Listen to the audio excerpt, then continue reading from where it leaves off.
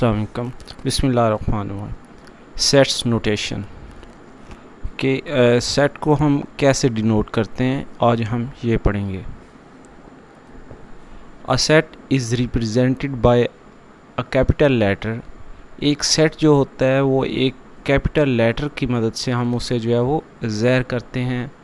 A B C into so on to Z, A B C और से जी तक of English alphabets. English के जो हमारे पास इंग्लिश के अल्फ़ाबेट्स में जो A B C into so on to Z हैं, इनसे हम ज़ाहिर करते हैं। एंड इट्स मेंबर्स और elements are written within brackets. और इसके जो अरकान हैं या जो इसके एलिमेंट्स हैं उसे हम जो है वो ब्रैकेट्स के अंदर जो है वो लिखते हैं। कर्ली ब्रैकेट्स हम इस्तेमाल करते हैं। सेपरेटेड बाय कॉमास, उन्हें हम कॉमास की मदद से जो है वो एक दूसरे से अलग करते हैं। फॉर एग्ज़ाम्पल, मिसाल के तौर पर सेट ऑफ पेट्स।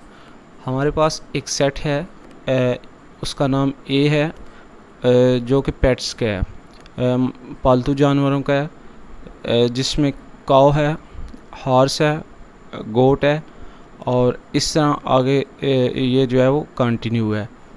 और ये जो है आप देखें, इसमें हमने हर एलिमेंट जो है उसे कॉमन्स की मदद से सेपरेट किया हुआ है, यानी कि एक दूसरे से अलग किया हुआ है।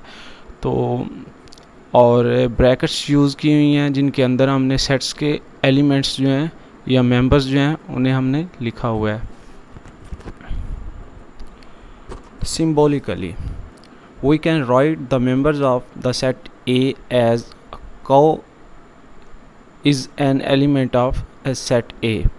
तो जो हम सिम्बॉलिकली हम इस तरह लिखते हैं कि कोई भी मेंबर्स जो हैं सेट ए के, जैसा कि पहला जो रुकन है सेट ए का काऊ, तो हम क्या करते हैं उसे cow is a element of set A. ये एक सिंबल हम यूज़ कर रहे हैं यहाँ, जिस तरह ई होता है इस तरह का। तो इससे मुराद ये होता है कि ये जो चीज़ है ये इसका रुकन है या एलिमेंट है। तो हम कहते हैं कि cow is element of set A. तो हम इसे ऐसे पढ़ेंगे कि cow is an element of set A, यानी कि जो काऊ है वो सेट ए, जो सेट पेट का है, उसका एलिमेंट है। इसी तरह हम पढ़ेंगे goat is an element of set A, जो कि इसे हम इस तरह रीड कर रहे हैं कि काऊ बिलोंग्स टू ए, या हम पढ़ सकते हैं cow is an element of set A and so on. और इसी तरह हम हॉर्स और बाकी जितने पेट्स हैं उनके बारे में पढ़ेंगे। Now tell whether a tree is an element of the set A. अच्छा, क्या आप बता सकते हैं कि जो दरख्त है वो सेट ए का एलिमेंट है? बिल्कुल नहीं है। क्यों? क्योंकि सेट ए जो है वो पेट्स का है, यानी कि पालतू जानवर जो हैं हमारे पास उनका है, और ट्री जो है इसमें नहीं आता। No, a tree is not an element of set A.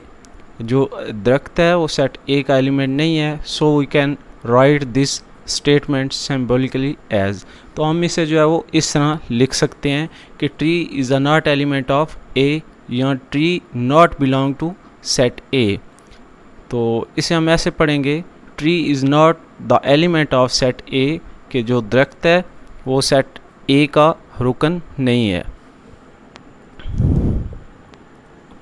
The symbol belongs to is a Greek letter। ये जो निशान दिया गया है यहाँ, ये एक यूनानी जो है वो लेटर है, which is use to tell, जो कि ये बताने के लिए इस्तेमाल होता है that an object is an element of और बिलोंग्स टू और is member of a set.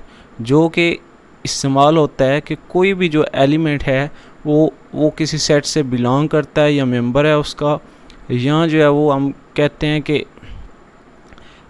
Element है। तो ये तीनों जो is a element of, belongs two is a member of, ये तीनों का जो है मीनिंग या मतलब जो है वो एक ही है कि कोई भी जो एलिमेंट है वो सेट ए का रुकन है। And the symbol not belong to mean that does not belongs to or not the element of the set। और ये जो मतलब जो belongs to के ऊपर लाइन लगी हुई है, इसका मतलब ये है कि ये जो है does not belongs to, यानी कि ये उससे तल्लक इसका नहीं है या इससे तल्लक नहीं रखता, और is not the element of the set, और ये सेट का एलिमेंट नहीं है। जिस तरह अभी हमने पहले थोड़ी देर पहले बात की कि tree is not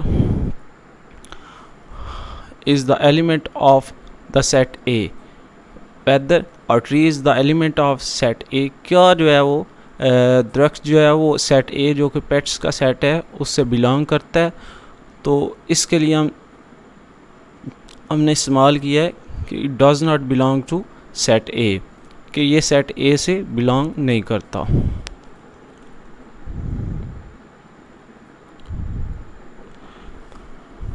thank you.